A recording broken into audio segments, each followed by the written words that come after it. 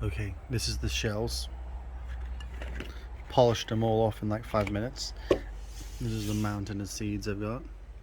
The seeds really resemble a cacao bean where chocolate's made from. It's literally exactly the same. Okay, let's go turn this into some tea. Alright, so Achacha skins, pot,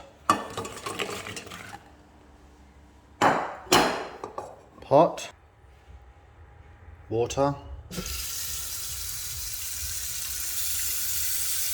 Your ratio, I don't know, what's that? I don't even know. So this is, I'm going to fill this all the way up.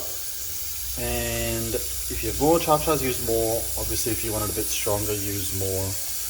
Less water, blah, blah, blah. You get the gist. This is so simple to make. So I boil mine. Though I've seen other people just literally just chuck it in and then just leave it overnight as is, not even boiling it. I'll boil mine and then just leave it on the stove overnight and then actually mash it with a potato masher. So that just softens up all the skins even more. Okay. Fire.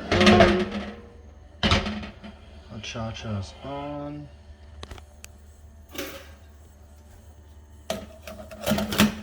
Lid on. And we'll let that simmer away for 15, 20, 30 minutes. And just literally leave it there.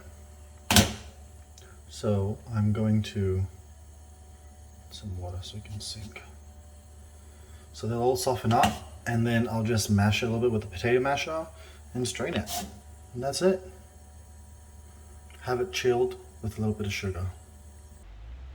Okay, the achachas is boiled. I left them boil for like 30 minutes or so. So that's it there.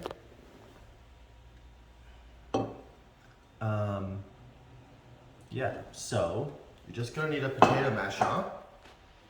Oh, I left them on the stove overnight as well, so it's the next day now. And they will just crumble a bit. Here, let me just show you one. See, they're all just floppy and you can blend it. Oh, I just did this just to really extract the last every ounce of flavor out of them.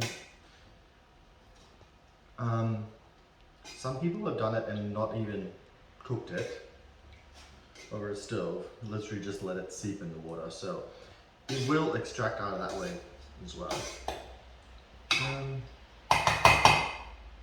That's pretty much it. Let me just pour a little bit in here. The flavor is, see, now I've mashed it and the flavor is a lot more intense in the room.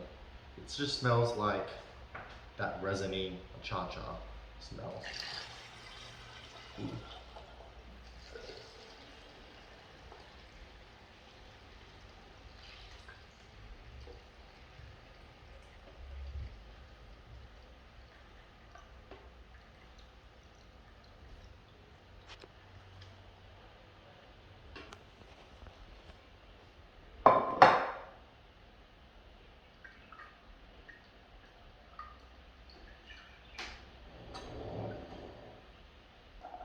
Okay.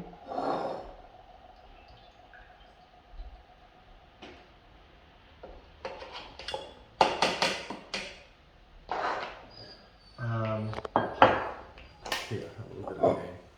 So that's the fruit there. I feel like some of the orange has gone out of it. The color is a lot lighter.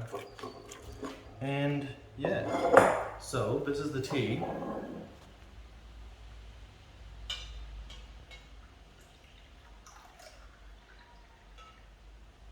And you can have it like this. I drink a lot of tea without sugar. It's delicious. It's a little bit bitter, but the flavor is just so, yeah. So I think you should put sugar with this one. Like I said, I drink a lot of tea without sugar, but this is something because it's still a little bit of astringent.